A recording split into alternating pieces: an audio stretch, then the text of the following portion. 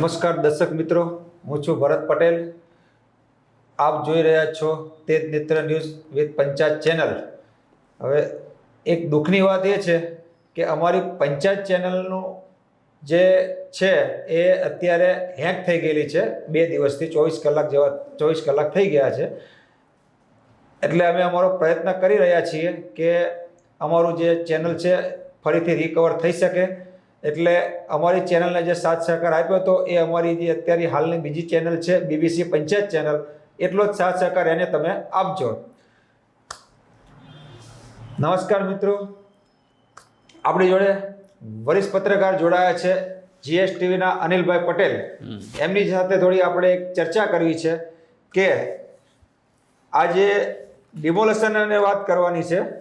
તો આ સુપ્રીમ કોર્ટે એવું કહ્યું છે કે આજે ડિમોલેશનમાં જે મકાન તોડી પાડવાના આવે છે એને લઈને શું તમે કહેશો?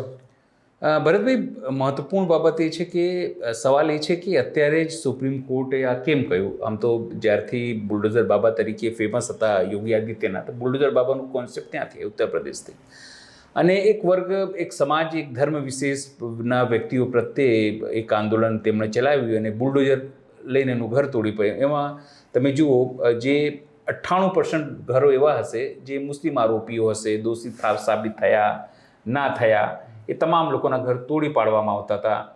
અને તમે જુઓ આખું ત્યાં લખનઉ તમે જતા રહો તો ત્યાં આખું એક વિસ્તાર જે છે એ બુલડોઝરના નામે સાફ કરી દેવામાં આવ્યું. ત્યારે વિચાર વિશેષના લોકો જે કટ્ટર માનતા હતા ત્યાર સુધી એ યોગી આદિત્યનાથજીને હીરો બનાવતા, એ જ એમની રાજનીતિ હતી. અને જ્યારે પછી ત્યાં હિન્દુ વિસ્તારોની અંદર તોડવાની વાત આવી ત્યારે એ જ હિન્દુ વિસ્તારોમાં લોકો રડવા લાગ્યા અને કહેવા લાગ્યા કે અમે તો બીજેપીના સમર્થકો છે, અમે તો યોગી આદિત્યનાથને પસંદ કરીએ છીએ, અમે મોદી યોગીની જોડીને પસંદ કરીએ છીએ, પણ એ અમારી ભૂલ હતી. તમે જુઓ, છેલ્લા 1-1.5 મહિના પહેલાં તમામ વસ્તુઓ થઈ અને આ તમામ પ્રકારના વિડીયો વાયરલ થયા. પણ ત્યારે લોકોને અહેસાસ થયો કે આજે બીજાનો વારો છે અને તમે ખુશ થઈ રહ્યા છો તો કાલે તમારો પણ વારો હશે. અને એ જ વાતે તમે જુઓ, એમની રાજનીતિ ચાલતી રહી, વિઘટનકારી રાજનીતિ કહેવાય. તમે જુઓ, દાદાની બુલડોઝર પણ ગુજરાતમાં ફેમસ થયું હતું. જ્યારે દ્વારકામાં કે બધી જગ્યાએ જ્યારે ઘર તોડવામાં આવતું હતું ત્યારે એવું કહેવામાં આવ્યું કે અમે અતિક્રમણ હટાવી રહ્યા છીએ, અમે તમામ વસ્તુઓ કરી રહ્યા છીએ. આપણે એમાં નથી જતા. ભાઈ, અતિક્રમણ હોય તો ઠીક છે, તમે હટાવો, પણ એની કાનૂની પ્રક્રિયા હોય. તમે સમજો, એવું ના મન ફાવે આપણી ઈચ્છા થઈ અને આપણે બુલડોઝર લઈને પહોંચી ગયા અને તોડી પડો, કાલે તમારો વારો, કોઈનો પણ વારો આવી શકે છે. હવે સુપ્રીમ કોર્ટ કે જમાતે હિન્દ જે છે, જમીતી ઉલમા હિન્દ, એ કોર્ટમાં, સુપ્રીમ કોર્ટમાં ગયો અને એની પાસે 2000 લોકોનું અરજીઓ કે પેન્ડિંગ જેના ઘર આવી રીતે તોડી પાડવામાં આવ્યા. સૌથી વધારે ક્યારે આવ્યું? જ્યારે ખરગોન મધ્યપ્રદેશની વાત કરીએ. 4 ભાઈઓ જેના ઉપર આરોપ લાગ્યો કે તેઓએ પોલીસ સ્ટેશન ઉપર હુમલો કર્યો અને પથ્થરબાજી કરી અને સીધો બુલડોઝરના ઘરે ગયો અને 20 કરોડની સત્તા, એવું કહેવાય છે, મકાન હતું જમીન સાથે, એ તોડી પાડવામાં આવ્યું. વિવાદ થયો કે હજુ સુધી તમે દોષિત સાબિત ના થયા, આરોપી છે કોઈ ઘટનામાં, અને તમે કેવી રીતે તોડી શકો? પણ ત્યારે તંત્ર કહે છે કે આ લોકોનું ઘર ઇલીગલ હતું, પ્લાન પાસ નહોતું. પણ સવાલ એ છે કે ત્યારે જ કેમ સૂજ્યું તંત્રને કે આ પ્લાન પાસ નથી? શું કરતો તમને તો શું એનું આપણે ત્યાં અમદાવાદમાં જુઓ, ઘર આખું બની જાય, બધું થઈ જાય, બિલ્ડિંગો આખું ઊભી થઈ જાય, પછી કોઈ અરજી કરે, પછી તંત્ર દોડે, પછી ડિમોલેશન કરવા જાય. પણ તો સવાલ એ છે કે જ્યારે બનતું હતું ત્યારે કોઈએ કેમ નોંધ ના લીધી કે એ પ્લાન પાસ નથી તો અટકાવી દઈએ? ત્યાં એસ્ટેટ ઓફિસરથી માંડીને ગ્રામ્ય વિસ્તારોમાં વાત કરીએ તો એ મામલતદારની જવાબદારી હોય છે, જવાબદાર અધિકારી જવાબદાર. તો એ લોકો શું સૂતા હતા? જો આ ઘર તૂટી રહ્યું હોય અને પ્લાન પાસ વગર, જે તે અધિકારીનું ઘર તૂટવું જોઈએ, કારણ કે એ લોકો અથવા તો આખો બંધ રાખી હશે એ બનાવતા સમય, જોયું નહીં, અથવા તો કટકી કરી. સીધી વાત છે. જો કટકી કરી હોય તો જે તે વિસ્તારના તમામ ચીફ ઓફિસર હોય તો ચીફ ઓફિસર, મામલતદાર હોય તો મામલતદાર, કલેક્ટર હોય તો તમામના ઘર તૂટવા જોઈએ, તમારા ઘરે બુલડોઝર જવું જોઈએ. કેમ નથી જતું? કારણ કે સરકારની એક નીતિ, અને ખાસ કરીને જ્યારથી 2014 પછી નરેન્દ્રભાઈ આવ્યા, એક નીતિ, એક ધર્મ વિશેષ પ્રતિ, ખાસ કરીને મુસ્લિમો પ્રતિ, કે આપણે અબ્દુલની ચોરી ટાઈટ કરવાની છે, મુસ્લિમોને હેરાન કરવાનું છે, એટલે આ તમામ વસ્તુઓ થઈ. પણ સુપ્રીમ કોર્ટે કીધું, તમે જુઓ કેટલાક લોકો, તમે આદિત્યનાથની વાત કરી, ઉત્તર પ્રદેશમાં તો 2017માં એક નોટિફિકેશનથી પોતાના ઉપરના તમામ આરોપો પણ રદ કરી દેવામાં આવ્યા. પોતાના ઉપર જે ગુનાઓ હતા એ તમામ રદ કરી દેવામાં આવ્યા અને કહેવામાં આવ્યું કે આ પોલિટિકલ પક્ષપાતથી આ કેસો હતા. તો સુપ્રીમ કોર્ટે આનાથી જે આપણે કહીએ એનાથી એક નક્કી કર્યું કે ભાઈ રૂલ ઓફ લો છે. તમે મન ફાવે રાત્રે ઉઠીને તમે મુસ્લિમોને ગાળો આપવા કાયદાની વિરુદ્ધમાં છે. હા, તમે ગાળે આપવા માંડો કે આ નાલાયક છે ને આ તે છે ને મુસ્લિમો આવું કરે છે ને ઘૂસપેટિયા છે ને પછી ઈચ્છા થાય કે નાના સબકા સાથ સબકા વિકાસ તમારી અનુકૂળ પોલિટિક્સ ત્યારે તમે વાહવાહી કરવા માંડો. ત્યારે તમે અનુકૂળ તમારી રાજનીતિ હોય એટલે તમે એની વાત કરો અને તમારી અનુકૂળ રાજનીતિ ન હોય કારણ કે એ લોકો તમને વોટ નથી આપતા તો તમે તમારે એમને ઘર તોડવાનું અને તમે મેસેજ આપો એવા તમામ લોકોને કે આપણે આ તમામ વસ્તુઓ કરી રહ્યા છીએ તો હિન્દુઓ ખુશ થશે. હિન્દુઓને એક વર્ગ છે હિન્દુઓનો જેને એવું લાગે છે. પણ સાહેબ જે તમને કહું, જયપ્રકાશ નારાયણ સાથે અનેક એવા નેતાઓ એ કહેતા, જયપ્રકાશ નારાયણ છે, હજુ બી નેતાઓ હતા, એ કહેતા કે હિન્દુઓમાં પણ બે પ્રકારના હિન્દુઓ છે, એક સેક્યુલર હિન્દી અને કટ્ટર હિન્દુ. તો આ કટ્ટર હિન્દુઓને ખુશ કરવા માટે તમામ, પણ હવે જ્યારે સુપ્રીમ કોર્ટે એક વાત કહી દીધી છે કે રૂલ ઓફ લો છે, તમે તોડી નહીં શકો. તમે જુઓ હરિયાણામાં, તમે જુઓ જે રીતે ત્યાં હુલ્લડો થયા અને પછી એક સાથે ઘર તોડવામાં આવ્યા. ઘણા લોકોને તો ખબર જ નહોતી કે અહીંયા કોણ આવ્યું, કે ના પથ્થરમારો તમારા દુકાન ઉપર ચડી ગયા હતા ને એટલે હવે તમારું દુકાન તોડવામાં આવશું. એટલે ભાઈ કોણ વ્યક્તિ હતા એ તો તપાસ કરો. તમે મન ફાવે લોકોને સાહેબ જિંદગી લાગી જાય ઘર બનાવવામાં અને તમે એક વાત કહીને તોડી નાખો. રાજસ્થાનમાં તમે જુઓ ઘર તમારું તપાસ કર્યા વગર બધા ડિમોલેશન કરી નાખ્યા. સમજો આપણે માની લઈએ, આપણે બિલકુલ નથી કહેતા કે ગુનો કર્યો હોય તો પણ એના પરિવારમાં શું દોષ? સવાલ એ છે ને, જેણે ગુનો કર્યો એને તમે એની ઉપર કાર્યવાહી કરો. પણ સવાલ એ છે કે મેસેજ આપવાનો પ્રયત્ન કરે છે. અને એટલા માટે જે લોકો, હું વ્યક્તિગત માનું છું કે જે લોકો ખુશ થાય છે કે એક વર્ગ વિશેષનું કે ધન વિશેષના લોકોનું ઘર તૂટી રહ્યું છે, તો કાલ તમારો પણ વારો આવશે. અને યુપીમાં આ વસ્તુ થઈ ચૂકી છે. અત્યારે યુપીમાં બુલડોઝર નથી ચાલતા. કેમ? કારણ કે ત્યાં યોગી આદિત્યનાથ આ વખતે મુશ્કેલીમાં છે. 2024ના ઇલેક્શન પછી જે રીતે સ્થિતિ ખરાબ થઈ, ત્યાં ભાજપ બહુ ખરાબ, સરકારને ત્યાં થોડી પછાડ વાગેલી છે, થોડી ને બહુ સાહેબ. અને આ વખતે જો ઇલેક્શન થાય અને રાહુલ ગાંધી અને અખિલેશ યાદવ મળીને લડે, તમે જુઓ ત્યાં એના કારણે થયું છે શું, તમે એસટી એસસી ઓબીસી લોકોમાં એક મેસેજ જતો રહ્યો કે એસટી એસસી ઓબીસી માટે કોઈ કરવા માંગતા નથી અને ઘરો પણ એ લોકો નથી તોડે છે. સવર્ણોના ઘર તોડવામાં આવતા નથી. લોકોમાં થઈ ગયું કે આ લોકો આરક્ષણ ખતમ કરી રહ્યા છે, આ લોકો બાબા સાહેબનું જે સંવિધાન છે એ બદલવાનો પ્રયત્ન કરી રહ્યા છે, એ મેસેજ જતો રહ્યો. એટલે જુઓ તમે એક પણ સીટ જે છે ને એ માયાવતીને ના મળી. કેમ? માયાવતીનો જે રોલ હતું ત્યાં એ જ વાતને લઈને હતું કે એ બીજેપીને પાછળથી મદદ કરી રહ્યા છે.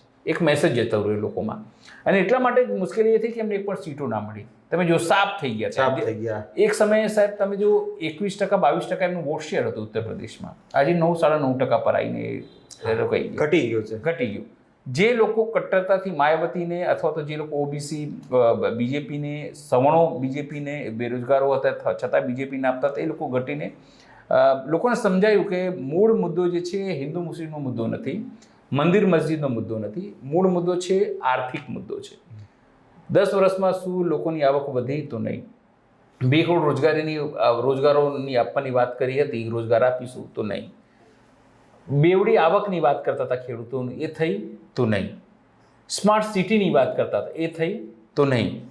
દત્તક ગામ યોજના હતી, તમને ખ્યાલ હશે, દત્તક લઈને બધા ફોટા પડાવતા હતા, એ ફોટામાં સીમિત થઈ ગયા. પછી કે ઘરો બનાવીશું દર વર્ષે 2 કરોડ લોકોને ઘરો આપશે, એ થયું તો ના. શુદ્ધ પાણી આપવાની વાત છે તો ના. કયા ક્ષેત્રે તમે જીડીપી વધાર્યું? તો હા, આંકડામાં વધી શકે છે જીડીપી, પણ વાસ્તવિક કોઈને પૂછો તો ના. તમે કહેતા તમે આવીશું તો 100 દિવસમાં મોંઘવારી ઘટાડીશું, ઘટી તો નહીં. તમામ મોરચે તમે જુઓ, સુરક્ષા મોરચે, કારણ કે તમે કહેતા હતા 370 આવશે તો આતંકવાદ મટી જશે, મટી તો નહીં. મહિલા સુરક્ષાને લઈને એમાં તમામ દાવાઓ પોકળ. યુવાઓને, ખેડૂતોને મુદ્દે વાત કરી હતી, આત્મહત્યા શું નથી વધી? ખેડૂતો હજી આત્મહત્યા કરે છે. આ તમામ મુદ્દાઓથી ધ્યાન ભટકાવવા માટે આવા પ્રકારના મુદ્દાઓ, જે ભાવનાત્મક મુદ્દા જેને કહી શકાય છે, એ મુદ્દાનો ઉપયોગ કરવામાં બીજેપી માહિર છે. અને આટલા માટે સુપ્રીમ કોર્ટે આજે ભલે 2 વર્ષે તો 2 વર્ષે પર ઇન્ટરવીન કર્યું અને એના માટે ગાઈડલાઈન બનાવવાની હવે વાત કરી છે. પણ હું કહીશ કે કોર્ટે પણ આની અંદર બહુ અન્યાય કર્યું છે. કોર્ટનું પોતાનું વાત છે કે justice delay to justice deny, એટલે કે જો જસ્ટિસ સમયસર ન મળે તેનો કોઈ મતલબ રહેતું નથી. આ તો હજી વાત હતી આપણે અનિલભાઈ બુલડોઝરની. હવે વાત એ છે કે આપણે આ કેરળના જે આ RSS-માં જે રાહુલ ગાંધી અને જગન્નાથ છે ને, એ ચર્ચામાં એ કેમ ચર્ચામાં છે? જો મેં એવું છે કે જ્યારથી રાહુલ ગાંધીએ જાતિ જનગણનાની વાત ઉપાડી ત્યારથી બીજેપીને હવે સમજાતું નથી કે તેઓ કરે શું. તમને યાદ હશે, તમે નાના હશો, હું પણ નાનો હતો, 1990ની અંદર દેશની અંદર મંડળની રાજનીતિ હતી. મંડળ એટલે ઓબીસી લોકોની રાજનીતિ. ઓબીસીને કઈ રીતે અનામત અપાય. એ સમય દરમિયાન સવર્ણ જે હતા, સવર્ણ લોકો, સવર્ણ યુવાઓ, એ લોકો નારાજ થયા કે અમને કઈ રીતે. અને એટલા માટે જ મેં જે હિસ્ટ્રી વાંચેલું છે તે પ્રમાણે દિલ્હીની અંદર એક છોકરાએ પોતાના ઉપર કેરોસીન છિડકીને પોતાને આગ લગાવી દીધું હતું. અને એ જ જોવા માટે જ્યારે એને સફદરજંગ ત્યાં હોસ્પિટલ છે ત્યાં દાખલ કરવામાં આવ્યું હતું. જે હિસ્ટ્રી મેં વાંચી હતી એ પ્રમાણે તમને કહું છું. ત્યાં LK અડવાણી ત્યાં ગયા હતા. LK અડવાણીએ લોકોએ ઘેરી લીધું છોકરાઓને, કીધું કે તમે આનું સમર્થન કરો છો કે નહીં, કહો. બરાબર. આ આરક્ષણો તમે કહી નહોતા શક્યા અને એમને મારવા લીધું હતું સાહેબ. અને તેમને પાછળના દરવાજેથી માંડ કાઢવાની જરૂર પડી. તેઓ ભાષણ આપવા, એ વાત, એ આરક્ષણને લઈને હજુ 20-22 વર્ષ થઈ ગયા, એ લોકો બહાર નથી નીકળી શક્યા કે આવા આરક્ષણનું સમર્થન કરીએ કે નહીં. એવી જ રીતે આ ઘટનાક્રમમાં થયું કે રાહુલ ગાંધીએ જે રીતે આખી જાતિ ગણનાની વાત ઉપાડી, એની અંદર એને શું કીધું, ભાઈ જે લોકો જેટલી જાતિના છે, જેમ કે તમે રંગાણી છો, હું પટેલ છું, અને જ્યારે જનગણના થાય ત્યારે અંદર લખાય, અત્યારે કેવું લખાય, તમે એમને હું હોઈએ તો ભરતભાઈ પટેલ, જાતિ પટેલ, હા એવું લખે, અટક પટેલ. પણ જો ખાલી એક કોલમ ઉમેરી દેવામાં આવે કે પેટા જાતિ શું, સરનેમ શું, એમાં તો ખબર પડે કે જાતિમાં તમે રંગાણી છો, હું પટેલ છું, કોઈ આદિવાસી છે, આદિવાસી હોય કોઈ, તે લખાવે કે જેમ કે ચૈતર વસાવા, તો કોણ, તો અનુસૂચિત જનજાતિ. પણ હવે લખાય વસાવા. એટલે આખા દેશમાં ખબર પડે કે વસાવા કેટલા, રાઠવા કેટલા, રંગાણી કેટલા, પટેલ કેટલા, જ્યાણી કેટલા, પરમાર કેટલા, બધી ખબર પડે. બરાબર. એટલે સરકારને રાહુલ ગાંધીએ જ માંગ કરી છે, તમે ગણો. હવે આ લોકોને બીક એ વાતની લાગે છે, કારણ કે આ લોકો તો હિન્દુત્વ કરવા માંગે છે કે બધા હિન્દુત્વ એક થઈ જાય હિન્દુત્વના મુદ્દે, તો ફાયદો કોને થાય? સ્વાભાવિક છે ભાજપને. બરાબર, એમને એવું લાગે છે. પણ આ લોકો, મને તો RSSની અને બીજેપીની મૂર્ખામી ગણું છું. કેમ કહું છું તમને કહું, હિન્દુ, સનાતન, મુસ્લિમ, ઈસાઈ અને બીજા કાસ્ટ, એમાં ને હિન્દુત્વ અને સનાતનમાં શું ફેર છે હું તમને કહું. તમને ખબર હોય, મુસ્લિમો ખાલી એક જ દેવતાને પૂજે. બરાબર. એમાં તમે એવું કહી શકો કે ભાઈ તેઓ શિયા છે, તેઓ સુન્ની છે, બરાબર, પણ માને છે કોને? એક જ. બરાબર. એક જ એમનું આરાધ્ય દેવતા, અને એક જ જગ્યાએ તેમને જેને હજ કરવાનું, એક જ. બરાબર. એવી જ રીતે મુસ્લિમ, એવી જ રીતે ક્રિશ્ચિયન, તો વેટિકન સિટી એમનું એક મેન. બરાબર.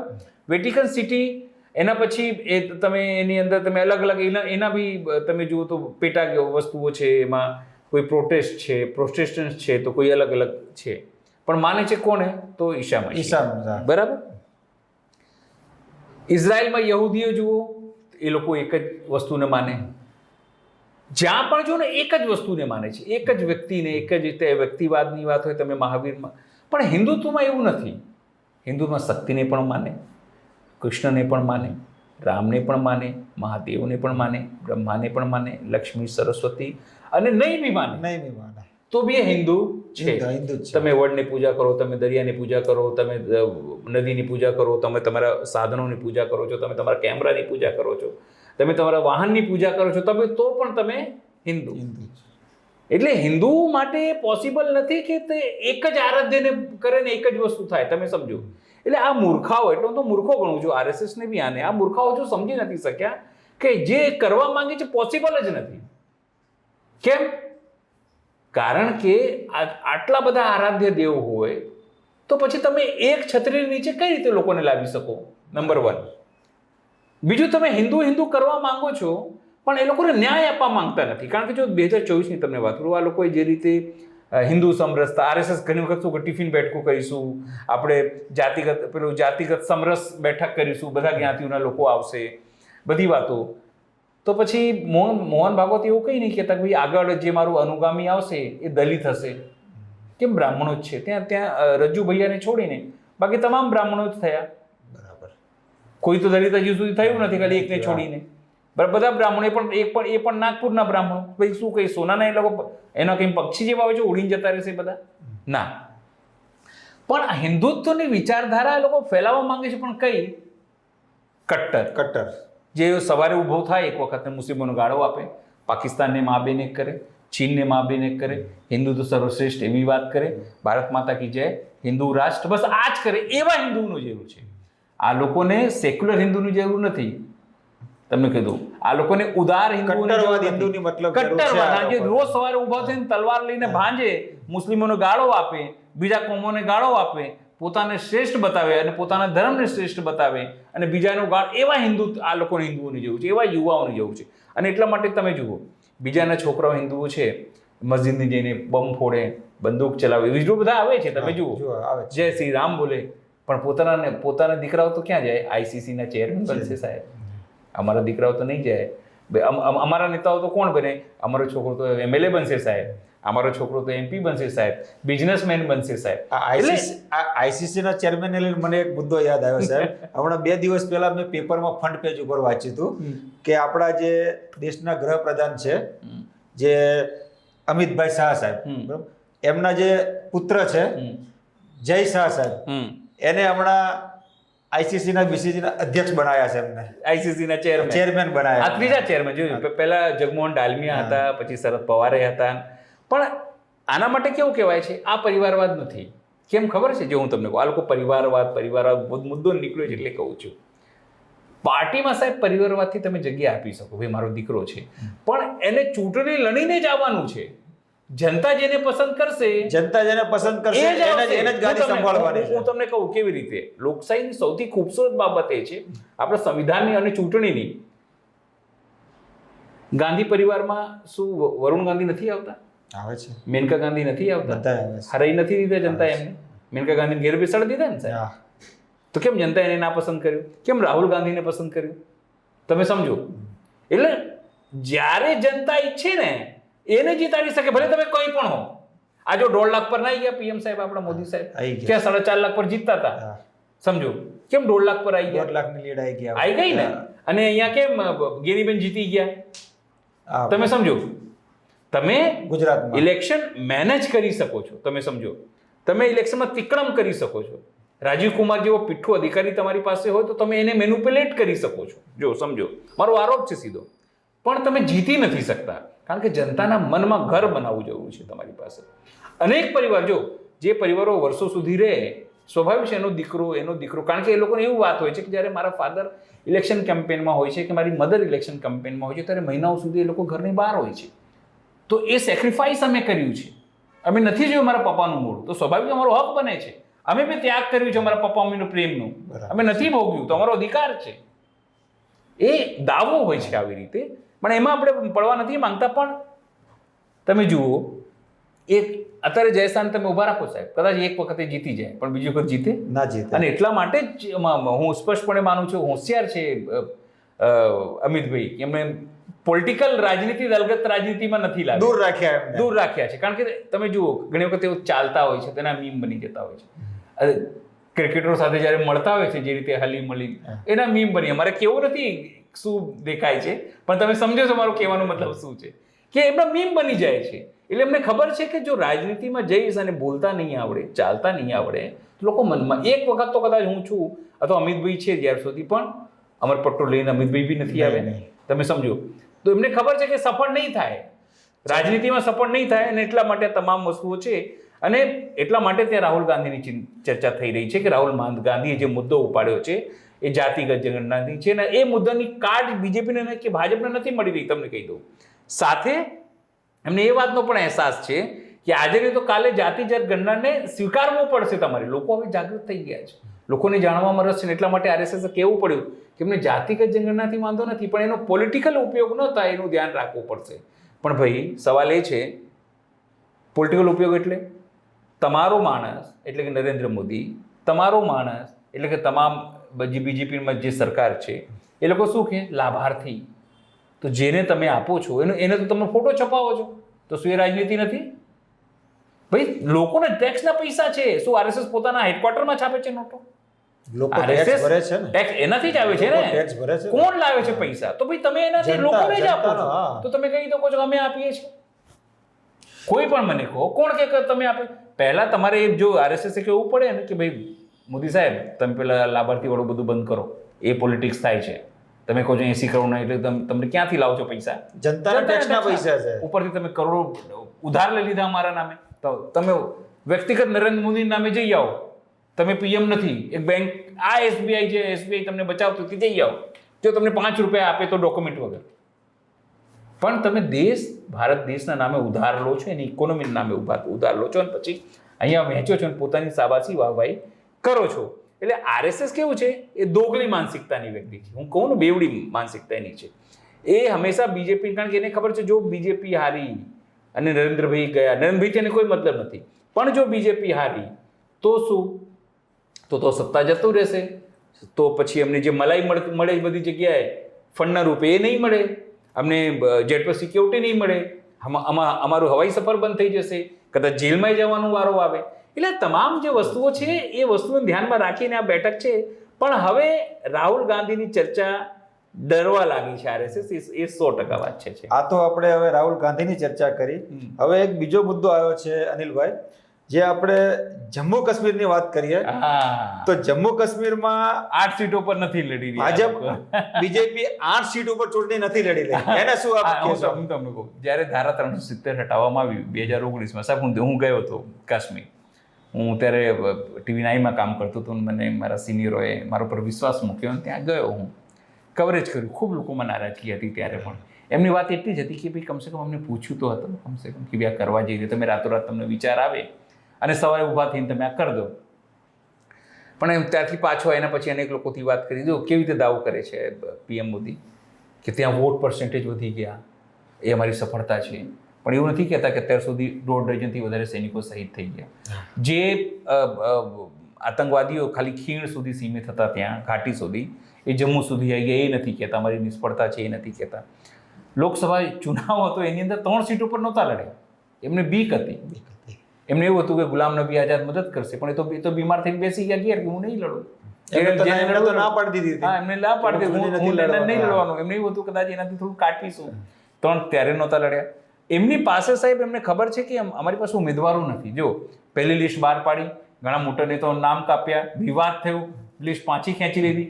તમને વિચાર આવે છે કે બીજેપી કોઈ જગ્યાએ લિસ્ટ આપી હોય અને પાછી ખેંચી હોય? નહીં. આ નરેન્દ્ર મોદી કે અમિતભાઈની એ છે એના મનમાં કે એના વિચારમાં એના વ્યવહારમાં એવું છે કે આગળ વધ્યું છે પગલું, પાછું ખેંચતા નથી. પણ આમાં ખેંચ્યું હતું. હવે 8 ઉપર ઉમેદવાર જ નથી ઉતારી રહ્યા લોકો કે નથી ઉતારવું અમારે, એમને એમ લડીશું.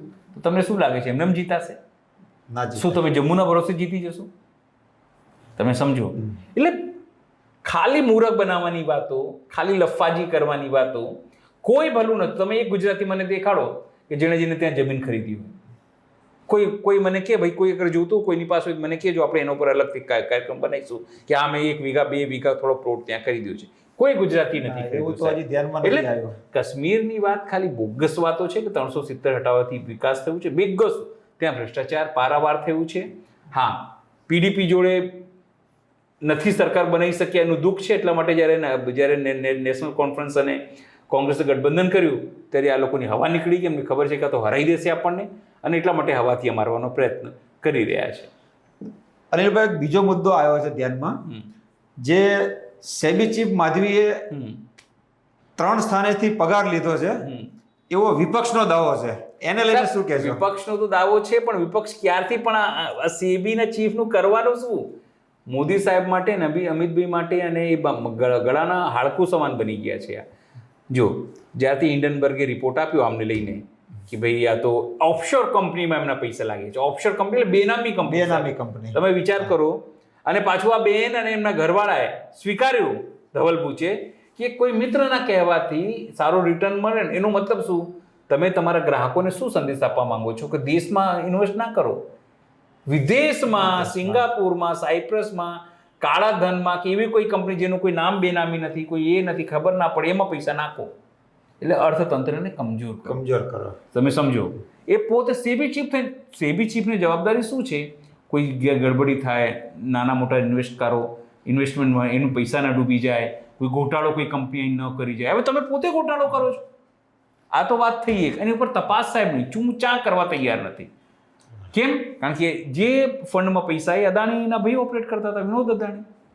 એ સીધી લિંક હતી કે અદાણી સાથે મળેલા છે આ બેન, અને એટલા માટે જે રિપોર્ટ બનાવવામાં આવ્યો તપાસમાં એમનું નામ બી ખુલે એમ છે. જો ખરેખર નિષ્પક્ષ તપાસ થાય તો એમનું બી નામ ખુલે એવું હતું. હવે તમે જ્યારે સેબીના વડા બનાવો સાહેબ, જો તમે વિચાર કરો, આ લેટરલ એન્ટ્રી કહેવાય આને. આ પહેલા બેન, આ આપણા અમદાવાદ આઈએમમાં ભણેલા બેન, તમે વિચાર કરો, અમદાવાદ કનેક્શન છે. અને કહેવામાં આવ્યું છે કે ગુજરાતના પૂર્વ ચીફ કમિશનર એક હતા, સુધીર માકણ, આઈ થિંક કે કોઈ એવું માકણ સાહેબ, એમને ભલામણથી આ થયું છે. અમે ક્યાંક વાંચેલું છે, એક્ઝેક્ટ મને ખ્યાલ નથી, પણ મેં ક્યાંક વાંચેલું છે કે કોઈ છાપાએ છાપેલું કે એમના ભલામણથી આ બેન ત્યાં સેટ થઈ. અને પણ નોન આઈએસ છે. આને કહેવાય લેટરલ એન્ટ્રી. અત્યાર સુધી આઈએસ બધા ત્યાં બનતા, સેબીના ચીફ રાઘવન સાહેબ ને એવા લોકો તો એવા હતા કે એમના જે શેર હતા ને એ કંપનીના હતા, તો એની સુનાવણી હતી. કીધું સાહેબ હું નહીં આવી શકું, કારણ કે એ જ કંપનીના શેર તો મેં લીધું છે, એટલે એને તપાસમાં હું ના જોડાઈ શકું. સાહેબ એવા અધિકારીઓ પણ રહી ચૂક્યા છે. અને આ બેન સાહેબ વિશ્વમાં આપણું નામ નાક કાપાઈ નાખ્યું. NSE નાક કાપી નાખ્યું આ લોકોએ. આ બેનની જવાબદારી 3 જગ્યાથી લે, આરોપ મૂકે, સામે જવાબ ના આવે, એનું મતલબ શું? કે ચોર કે દાઢી મેં તિનકા. સવાલ તો ઉઠવાના જ ને.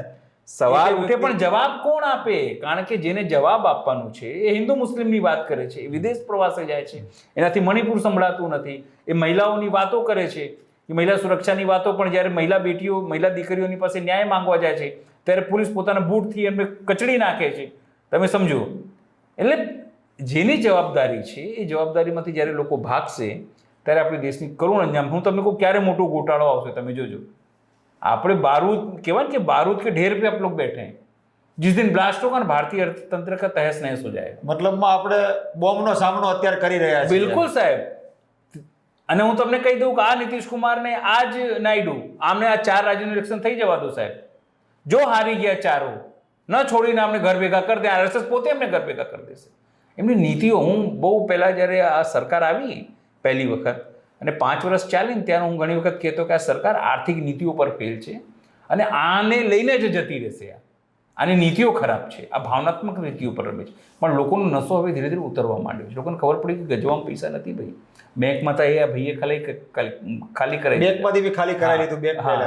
બેંક બેલેન્સ તમારું ખાલી કરી દીધું. તો તમે ભલે ભારત માતા કી જય, પણ જ્યારે છોકરો તમારો સાંજે આવે છે ને લટકાઈને મોડું કે નોકરી નથી મળી, પ્રાઇવેટ જોબ કરે છે 15,000, 16,000, 18,000, 20,000માં, તો સાહેબ એના બાપનું ઘર કે એના ઘર કેવી રીતે ચાલતું હશે તમે વિચારો.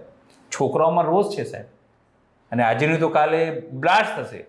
અત્યારે જે મતદારોએ 2024માં જૂનમાં રિઝલ્ટ આપ્યું ને, એ અડધું રિઝલ્ટ છે સાહેબ. હવે પૂરું કરી દેશે. તમે આવવા દો સાહેબ. છોકરાઓને રોશની લઈને વાત આવી તો મને એક વાત યાદ આવી. ગઈકાલે આપણે જે આપણા કોલેજના જે વિદ્યાર્થીઓ છે આપણા બરોબર, એ લોકો ડોક્ટરો બરોબર, એ લોકો કાલે સ્ટાઇપેન્ડ ઉપર હતા. કાલે અમે ખુદ ત્યાં કવરેજ કરવા માટે ગયા હતા. ત્યાં બી 1100 થી 1200 વિદ્યાર્થીઓ જે કોલેજના હતા એ લોકો બધા હડતાલ ઉપર બેઠા હતા પગાર વધારાની માંગને લઈને. સ્ટાઇપેન્ડ હતા. જો એમાં એવું છે, સરકારનું જે ગુજરાત સરકાર પોતાની તરફથી સાચી કે ભાઈ સૌથી વધારે આપીએ છીએ, દિલ્હી કરતાં ઓછું, પણ બીજા રાજ્યો કરતાં વધારે આપીએ છીએ. પણ દિલ્હી કરતાં ઓછું કેમ? સવાલ એ બી થવું જોઈએ. તમે તો નંબર 1 છો. દિલ્હીનો સીએમ તો જેલમાં છે, સ્વાસ્થ્ય તો તેની પાસે છે. તો એ જો નંબર 1 હોય એનું મતલબ શું? કે તમારું વહીવટ બરાબર નથી. 30 વર્ષથી તમે અહીંયા ચલાવી રહ્યા છો, છતાં જો તમારા દીકરાને મુંબઈ લઈ જવું પડે, હું સીએમની વાત કરું છું, એનું મતલબ કે તમારી પાસે અહીંયા માળખાકીય બેઝિકલી સુવિધા નથી. અને અથવા તો તમને પોતાને વિશ્વાસ નથી કે ગુજરાતનું જે સ્વાસ્થ્ય માળખું છે મારા દીકરાને સારું નહીં કરી શકે. 100% સાચી વાત છે. કારણ કે તમે એ રીતનું માળખાકીય સુવિધા આપતા નથી. હું સ્ટુડન્ટના ફેવરમાં કેમ છું? ભાઈ એનો અધિકાર છે, એ વિરોધ કરી શકે, એ ધરણા કરી શકે, જે પણ કાયદાકીય પરિપ્રેક્ષની અંદર બધું આવતું એ બધું વસ્તુ તમે કરી શકો.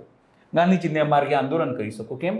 લોકશાહીમાં આનાથી તમે વિરોધ દેખાડશો ને. લોકશાહીમાં વિરોધ કરવાનો અધિકાર છે. આપણે ગાંધીજીના રસ્તે છીએ, આપણે નાથુરામ ગોડસેના રસ્તે નથી. કાલે વિરોધ થયો અને બંદૂક લઈને નીકળી પડ્યા, દર્દીઓને ધોઈ નાખ્યા ને મારી નાખ્યા ને સુપ્રિન્ટેન્ડન્ટને ગોળી મારી દીધી ને તમે સમજો આપણે નાથુરામ ગોડસે કે ના મને ના ગમ્યું લો ગોળી. જો તમે નાથુરામ ગોડસે, ઘણા લોકો છે નાથુરામ ગોડસેના પૂજારી, એમના દીકરાઓ, વૈચારિક દીકરાઓની વાત કરું છું, જેને માને છે કે મહાન છે, દેશભક્ત હતો એ. સાવરકર, જેને 5 વખત માફી માંગીને આપણે વીર સાવરકર, કેવું પડે છે આપણી શું કહેવાય કટુતા છે આપણા મનની, કે આપણે એવા વ્યક્તિઓને કેવું પડે છે. આપણા રોલ મોડેલ કેટલાક લોકો સાવરકર અને કેટલાક લોકો નાથુરામ ગોડસેને બનાવે છે. પણ ઠીક છે, પોતાની રીતે રાજનીતિ છે, પણ આપણે દિલ્હી કરતાં કેમ વધારે ના આપીએ? વર્લ્ડની તમે વાતો કરો છો કે વર્લ્ડ ટોપ મોસ્ટની ઇકોનોમી છે ને વર્લ્ડ તમામ પ્રકારની સુવિધા છે ને વાઇબ્રન્ટ કરીએ, તો પછી બીજા રાજ્યોના કરતાં તમારા ત્યાં સ્ટાઇપેન્ડ ઓછું કેમ? દિલ્હી તમારા કરતાં ખૂબ નાનું, એની વસ્તી નાની, ઓછી વસ્તી, બરાબર, એને ટેક્સ સ્વાભાવિક છે ઓછું આવતું હોય તમારા કરતાં, સ્વાભાવિક છે ને. હા, વસ્તી ઓછી છે એટલે તો tax સ્કૂલો ઓછો જ તમારા આવવાનો. કરતાં એની સારી. ઘણી ઘણી વખત દલીલ કેવી આપે અહીંયાના મૂર્ખા જે નેતાઓ છે એમની, કે ત્યાં તો વસ્તી નાની છે ને સ્કૂલો ઓછા છે, પણ એની આવક બી તો ઓછી છે. તમે સમજો, એની આવક ઓછી નથી, ટેક્સ ઓછું નથી, વસ્તી ઓછી એટલે એ તો ટેક્સ સ્વાભાવિક ઓછી છે. છે. ટેક્સ ઓછો જ આવવાનો. તમારે ત્યાં બી વસ્તી વધારે, ટેક્સ વધારે ટેક્સ છે તમારી વધારે પાસે. આવવાનો. પણ તમે શું કરો? તોય તમે તમારી સ્કૂલો ઓછી કરી રહ્યા છો, ગ્રાન્ટેડ સ્કૂલો બંધ કરી રહ્યા છો, સરકારી સ્કૂલો બંધ કરી. આદિવાસી વિસ્તારોમાં આજે પણ તમે જાઓ, સ્કૂલોની હાલત સાહેબ ખૂબ ખરાબ. અત્યારે વરસાદ પડ્યો છે, તમે છોટાઉદેપુરની તમામ જગ્યાએ જતા રહો સાહેબ, ખૂબ ખરાબ પરિસ્થિતિ છે. પણ ઠીક છે, તમામ વસ્તુઓ તો થાય, અને આ રાજનીતિ બહુ વધારે અમને નહીં ચાલે. અનિલભાઈ, એક છેલ્લો પ્રશ્ન. આજે વડોદરામાં હમણાં થોડા દિવસ પહેલા જે વરસાદ પડ્યો અને પૂર જેવી સ્થિતિ આવી, એમાં મેનેજમેન્ટ કેવી રીતે તમે એને જુઓ છો? એકદમ બકવાસ, ખરાબ અને બોગસ. શેના કારણે? કહું જો બે વસ્તુ હોય. એક, જ્યારે તમે આવી ઘટનાક્રમ થાય અને લોકો કહે કે નેતાઓ નથી આવ્યા, ત્યાર સુધી બરાબર છે. પણ નેતાઓ જ્યારે લોકો પાસે જાય, લોકોએ તમને ભગાડવાનું ચાલુ કરે, તો તમારે માની લેવાનું તમારું મેનેજમેન્ટ બોગસ છે. અનેક વિઝ્યુઅલ આવ્યા સાહેબ, મનીષા વકીલ, ત્યાં બીજા ત્યાં લોકલ મેયર, એ તમામ લોકોને ભગાડતા વિઝ્યુઅલ, અને કુબેર ડિંડોર ગયા હતા, શિક્ષણ મંત્રી. હા, શિક્ષણ મંત્રી ગયા હતા. તમે જો અપમાન કેવું કર્યું, ચાલ નીકળ. શબ્દો આ નહોતા, પણ મતલબ આ જ હતું, ચાલ નીકળ. જાકારો આપ્યો. બિલકુલ, મેં તો શબ્દો આ નહોતા, પણ મતલબ આ જ, ભાઈ નીકળ તું, ચાલ નીકળ. ઘણા વિડીયો વાયરલ થયા છે સોશિયલ મીડિયામાં. ફૂલ મળીને તમે જુઓ, તમારી પાસે બોટો હતી, એનો ઉપયોગ તમે ના કરી શક્યા. મગરો આવી ગયા, પછી હવે તને અમે રિવરફ્રન્ટ બનાવીશું ને તમામ વસ્તુ. ભાઈ 30 વર્ષથી તમે જ છો, કંઈ આજથી 1 વર્ષથી છો તમે. અને કેટલાક ભક્તો શું કે ખબર છે, આ જો તેલંગાનામાં બીજા, તેલંગાનામાં તો હજુ કોંગ્રેસ સરકાર આવી છે ભાઈ, એની પહેલા 2 વખત તો TRS હતી. તમે 30 વર્ષ તમે શું કર્યું અહીંયા? દર વર્ષે વરસાદ આવે, રોડ ધોવાઈ જાય. દર વર્ષે વરસાદ આવે ને તમારી પોલ ખુલી જાય. દર વર્ષે વરસાદ આવે ને તમારી ભ્રષ્ટાચારની પોલ ખુલી જાય. નવા પુલ બને, 6 મહિના 12 મહિનામાં પુલ ધરાશય થઈ જાય. એટલે મૂળ મેનેજમેન્ટમાં કેવું છે, એ 100% વાત સાચી છે કે ત્યાં નિષ્ફળ થઈ ગયા. ફેસ સેવિંગ કરવા માટે તમે જો હર્ષ સંઘવીથી માંડીને તમામ નેતાઓ CM ગયા, પણ એવું કહું છે એ રંડાયા પછીનું ડાપણ છે. આ તો વડોદરા વાસીઓનું તમને કહું, હવે આ સમજવા જેવી બાબત છે કે તમે કોર્પોરેશન, મહાકોર્પોરેશન તમને કાઢો. હું તો કહું છું સાહેબ, હું કોઈ એનો વિરોધી નથી, પણ 30 વર્ષથી છે, તમે કમસે કમ ત્યાંના VMCમાં કાઢો, કેન્દ્રમાં ગુજરાતમાંથી કાઢો. જુઓ કે ભાઈ 5 વર્ષ પછી કોઈ બીજી સરકાર આવે છે તો કઈ રીતે કામ કરે, અનુભવ તો લો. 5 વર્ષની જ વાત છે, તમને ના ગમે કે આ નથી કામ કરી રહી તો તમે હટાવી દો. એવું તો ગુજરાતમાં જે ઇલેક્શન હતું ત્યારે દિલ્હીના CM આવ્યા હતા, અરવિંદ કેજરીવાલ, એને પણ જનતાને આહવાન કર્યું હતું અહીંયા જ્યારે એમને રેલી થઈ ત્યારે, કે અત્યાર સુધી તમે આટલા ટાઈમથી BJPને મત આપ્યો છે, એકવાર કે આમ આદમી પાર્ટીને મત આપો, કામ કરી જુઓ, તમને અનુકૂળ ના આવે તો બીજા 5 વર્ષમાં અમે મત માટે નહીં આવીએ. અરવિંદ કેજરીવાલની પોતાની અલગ રાજનીતિ છે. તમને જ્યારે અત્યારે તો અરવિંદ કેજરીવાલ, કોંગ્રેસ બધું એક જ ઇન્ડિયા ગઠબંધનના પાર્ટ થઈ ગયા છે. વાત કેવી છે હું તમને કહું, વાત તમે વર્કિંગ ઓફ સ્ટાઇલની છે. કેજરીવાલે પોતાના દિલ્હીમાં અડધું સ્ટેટ છે, સેમી સ્ટેટ કહેવાય, કરી બતાવ્યું સાહેબ એને. પંજાબમાં અત્યારે તમે જુઓ, પંજાબમાં દાવો જે રીતે થાય છે કે એ લોકોએ કરી બતાવ્યું. લોકોને સેફટીની વાત હોય, ત્યાં જો દરેક રાજ્યોના પોતાના ઇસ્યુ હોય, ગુજરાતના પણ છતાં જ્યાર સુધી કેન્દ્ર વિપક્ષનું હતું ત્યારે એક મોટી ફાઇલ બનાવતા, લોકો ચોપડી બનાવતા અને જાહેર કરતા મીડિયામાં કે અમારા આટલા પ્રશ્નો, 56 પ્રશ્નો, 60 પ્રશ્નો છે. કેમ હવે નથી બનાવતા? એવી જ રીતે લોકો નથી વિશ્વાસ કરે, કારણ લોકોને મનમાં ડર એક વાત થઈ ગઈ છે કે જો કાલ ઉઠીને અહીંયા બીજી સરકાર આવી તો અબ્દુલ તમારી દીકરીઓને ઉપાડી જશે. તો એમને બહુ ખાવાના વસ્તુ છે યાર. મને કહો, ભારત ઉપર 20 કરોડની વસ્તી, 80 કરોડ, 120 140 કરોડમાંથી 20-22 કરોડ જે છે લોકો મુસ્લિમો અને એટલા બધા ક્રિશ્ચન કારણ તો 80 કરોડ હિન્દુઓ થાય. એમને બધું થઈ જશે. તમને હિન્દુ ખતરામાં તમે કહો છો, પણ કયા આધારે કહો? તમે એવું કયા દોલડો અમદાવાદમાં થતા હતા, આમાં આવું થતું હતું? કોઈ એવો સ્ટેટ બાકી નથી સાહેબ જ્યાં આ તમામ વસ્તુ, પણ પરિસ્થિતિઓ બધા સ્ટેટમાં થાય છે. હવે જો તમે ઇકોનોમિકલી પોતાના યુવાઓને, મહિલાઓની સુરક્ષા નહીં આપો, મોંઘવારી નહીં ઘટાડો, તો તમને કહું કોઈ પણ દિવસે વિસ્ફોટ થશે. હું એવું નથી કહેતો કે બાંગ્લાદેશવાળી થશે, પણ યુવાઓમાં આક્રોશ છે સાહેબ. તમે જોયું, મહિલાઓમાં આક્રોશ છે, 100% વાત છે. તમે આજે કોઈ બી ઘરે જાઓ જેનું 50,000-60,000 સેલરી છે, એના ઘરે જઈને તમે પૂછો. હું 50-60,000ની વાત કરું છું, હું 20-22,000ની વાત નથી કરતો. એના ઘરે જઈને પૂછો તો બી એનું ઘર મુશ્કેલથી ચાલે છે. એટલે આવી તમામ વસ્તુ છે, પણ મૂળ મુદ્દાથી ધ્યાન ભટકાવવાની બધી બાબતો છે. આ સાહેબ, વડોદરાને લઈને એક બીજી વાત કરવી છે. જ્યારે વિપક્ષના નેતાઓ ત્યાં ગયા હતા, જ્યાં વિશ્વામિત્રી જે નદી છે એ નદીના કિનારા ઉપર જે દબાણ થઈ ગયેલું છે એને લઈને વિપક્ષે બહુ મોટો મુદ્દો ઉઠાવેલો છે, જેમાં બીજેપી નેતાઓના બાંધકામ બધા કરેલા છે, અનલીગલી બાંધકામ છે. એને લઈને શું કહેવા માંગશો? જો હિન્દીમાં કહેવત છે, સૈયા ભય કોતવાલ તો અબ ડર કાહે કા. બળાત્કાર અહીંયા તમે, હું એક બીજો મહત્વનો મુદ્દો, સારું થયું તમે યાદ કરાવ્યું. તમને ખ્યાલ છે વારાણસી? હા, વારાણસીમાં એક દીકરીનું બળાત્કાર બીજેપીના છોકરાઓએ કરેલું. હા, તમને ખબર એ લોકોને 7 મહિનામાં સાહેબ એ મળી ગયા છે, જામીન મળી ગયા, જામીન મળી ગયા, જામીન મળી ગયા. અને ઘરે પહોંચ્યા ને તેના મા બાપે કે એના સમર્થકોએ સાહેબ કેકથી સ્વાગત કર્યું. સાહેબ શું યુદ્ધ જીતીને ભાઈ આવ્યો હતો? અને તમે જેનું બળાત્કાર થયું એના પરિવાર ઉપર શું વીત્યું હશે સાહેબ? તમે વિચાર કરો કે 7 મહિનામાં જામીન થઈ જાય. મારા જાણમાં એક ઘટના છે સાહેબ, એક છોકરીએ ખાલી મારા કુટુંબીજન ઉપર એક આરોપ લગાવ્યો સાહેબ, 7 વર્ષે એને જામીન મળ્યા. કેટલા વર્ષે? 7 વર્ષે. 7 વર્ષે જામીન મળે. સાબિત કરતા ને દીકરી છોકરી જ્યારે સ્વીકાર્યું કે હા ભાઈ મારા મરજીથી આ તમામ વસ્તુ થઈ હતી, ત્યારે એ વ્યક્તિને જામીન મળ્યા. આ કેસમાં તો સાહેબ 3માંથી 2 ને તો જામીન મળી ગયા સાહેબ. અને એ લોકો કોણ? અને એ બી બહુ દબાણ આવ્યું, લોકલ લોકોનું દબાણ આવ્યું. એ દીકરીએ ઓળખી કાઢ્યું અને જ્યારે પોલીસને ખબર પડી અને એ લોકો સાહેબ બળાત્કાર કરીને, ગેંગરેપ કરીને સાહેબ મધ્યપ્રદેશમાં પ્રચાર કરવા જતા રહ્યા હતા બીજેપીના, જે 29માંથી 29 સીટો આવી છે આ લોકોને. એટલે તમે છૂટ આપી રહ્યા છો કે તમે જો બીજેપીમાં છો તો તમને બળાત્કાર કરવાની છૂટ છે, અને કંઈ થશે તો અમે છીએ. આ લોકો મોદીના પરિવાર છે, જે દીકરીઓ જેનાથી સુરક્ષિત નથી. આ લોકો પરિવાર છે. અંકિતા ભંડારી જેને મર્ડર કર્યું સાહેબ, એ પણ ભાજપનો દીકરો. એ લોકો બીજેપીના પરિવાર છે, મોદીના પરિવાર છે. આવા પરિવારજનો રાખવા માંગે છે મોદી કે અમારા પરિવાર છે. તો ખુલ્લામાં આવું થઈ રહ્યું છે, દુઃખદ વાત છે. અને દીકરીઓ સેફ નહીં રહ્યા નથી, અને એ લોકોને કેટલું મનોબળ વધશે. તમે વિચાર કરો, જે લોકોએ બળાત્કાર કર્યો, વિકૃત મનોબળ વધશે કે અમે તાકાતવર છીએ, અમે બળાત્કાર કરીશું, બીજેપીમાં છીએ અને કોઈ અમારું કંઈ તોડી નહીં લે. સીધી રીતે વાત. આ એક મેસેજ ગયો છે એ તમામ ઇન્સ્ટિટ્યૂટ માટે જ્યાં દીકરીઓ રાત્રે નીકળીને ફરે છે, ભણે છે અને અભ્યાસ કરે છે. હવે જોજો તમે BHUમાં કોઈ દીકરી ત્યાં જઈને એડમિશન લે કોઈ, તો અહીંયા તો ખબર, અહીંયા તો વરવું પડે છે. દીકરીઓના મનમાં એક ડર પેદા થાય. બદનામ કર્યું તમે BHU IIT તમે બદનામ કર્યું કે અહીંયા બળાત્કાર કરે છે બીજેપીના છોકરાઓ, બીજેપીના નેતાઓ, અને પછી એમને જામીન મળે છે. તમે વારાણસીને બદનામ કર્યું, મહાદેવની નગરીને તમે સાહેબ બદનામ કર્યું, કાશીને ગંગા નગરીને તમે બદનામ કર્યું છે, અને એના લાયક તમે નથી. તમે આગલી વર્ષે જોજો, તમે લોકો એમને નરેન્દ્ર મોદીને ત્યાંથી હટાવી ના દે. તમે જોજો, તમે તેમને ફેંકી જો લડે તો, પણ મને નથી લાગતું કે આગલી વખતે તેઓ ત્યાં ચૂંટણી લડે. હવે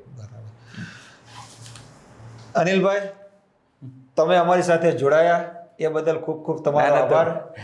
ચાન્સ આપ્યું તમારા પ્લેટફોર્મ પર, અને મને દુઃખ એ વાતનું છે કે તમારી ચેનલ હેક થઈ છે. હું એમના વતી પણ કહું છું, દર્શક મિત્રોને એક ફરીવાર વિનંતી કરીએ છીએ કે ભાઈ અમારી પંચાયત ચેનલ જે હતી, યુટ્યુબ ચેનલ, એને 2 દિવસથી હેક કરવામાં આવેલી છે, જેથી લઈને અમારી બીજી BBC પંચાયત ચેનલ અમારી જે છે એ અમે પાછી અમારી ચાલુ કરી દીધેલી છે. એટલે જેટલો અમને પંચાયત ચેનલને પ્રેમ સાથ સહકાર તમે આપેલો હતો, એટલો જ પ્રેમ સાથ સહકાર અમારી BBC પંચાયત ચેનલને આપજો. દર્શક મિત્રો,